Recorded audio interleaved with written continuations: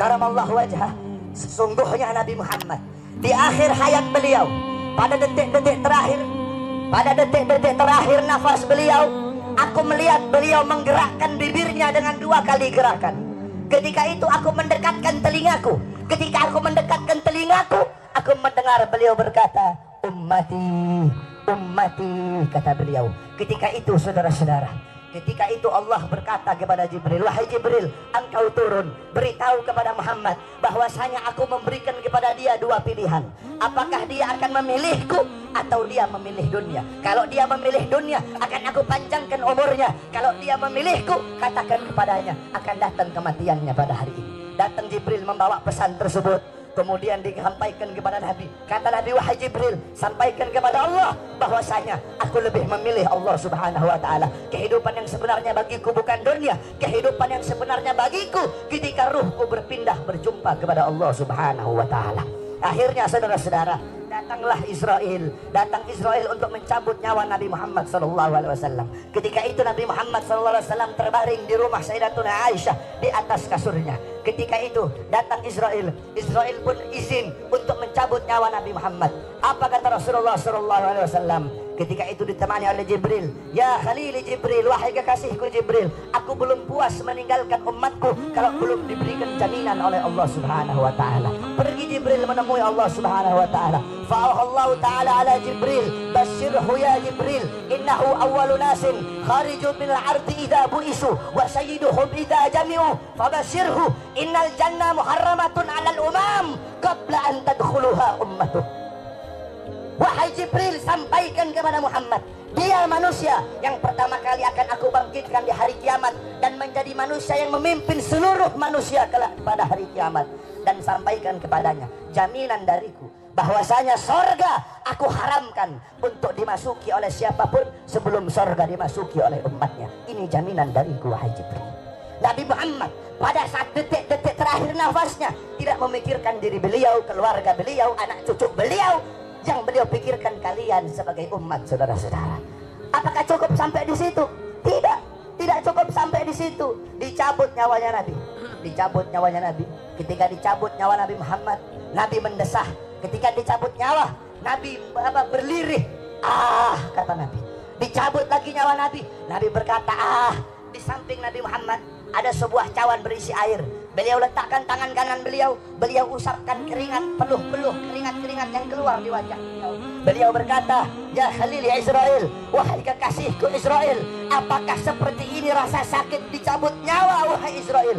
Saudara-saudara, Nabi Muhammad yang sholat sampai kakinya bengkak, Nabi Muhammad yang sholat sampai kakinya keluar nanah, merasakan sakit ketika dicabut nyawa. Bagaimana dengan orang-orang yang lalai dari sholatnya, saudara-saudara? Nabi Muhammad, manusia yang paling mulia, khairul khalqillah, khairul wafa, wa bahrus safa, merasakan sakit ketika dicabut nyawa. Bagaimana dengan para pendosa? Bagaimana dengan orang-orang yang durhaka kepada Allah Subhanahu wa taala?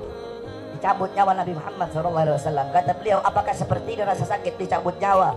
Kemudian Israel pun berkata, iya ya Rasulullah, seperti inilah rasa sakit dicabut nyawa. Kemudian Israel berkata, Rasulullah berkata, wahai Israel, apakah rasa sakit seperti ini juga yang nanti akan dialami oleh umatku? Apa kata Israel? Iya ya Rasulullah, rasa sakit seperti inilah yang nanti akan dialami oleh umatmu. Mendengar itu Nabi Muhammad menangis. Itu tangisan terakhir Nabi Muhammad. Itu tangisan air matanya Nabi yang terakhir sebelum beliau wafat. Beliau mengangkat tangan, doa terakhirnya Nabi, harapan terakhirnya Nabi, doa yang menutupi kepergian Nabi Muhammad, doa yang menutupi wafatnya Nabi Muhammad. Beliau mengangkat tangan, mengadahkan tangan kepada Allah Subhanahu wa taala. Allahumma khaffif ala ummati fi sakratil maut. Ya Allah, ringankanlah. Ya Allah, permudahkanlah sakratul maut umatku ya Allah. Ya Allah, aku nabi mereka, aku pemimpin mereka, aku penanggung jawab mereka. Berikan seluruh rasa sakit sakratul maut mereka kepada aku ya Allah.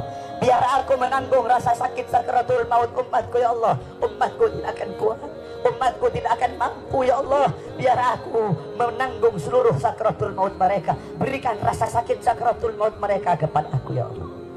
Di mana kalian untuk Nabi Muhammad? Apa yang telah kalian lakukan untuk Nabi Muhammad SAW?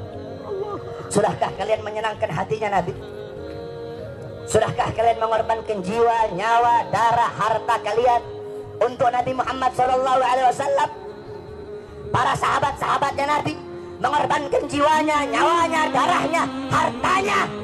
Sumayyah, wanita yang tua renta, dipaksa keluar dari ajarannya Nabi, dikubur setengah badan, ditombak, keluar isi perutnya, dicambuk. Hei Sumayyah, keluar kamu dari ajaran Nabi. Apakah Sumayyah lebih memilih kesenangan dunia? Apakah Sumayyah lebih memilih kebebasan dunia? Sumayyah lebih memilih mati daripada harus meninggalkan ajaran Nabi Muhammad. Allahu Akbar.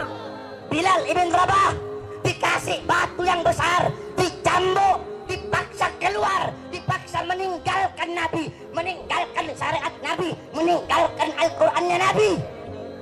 Apakah Bilal lebih memilih kesenangan dunia? Apakah Bilal lebih memilih kebebasan dunia? Apa kata Bilal?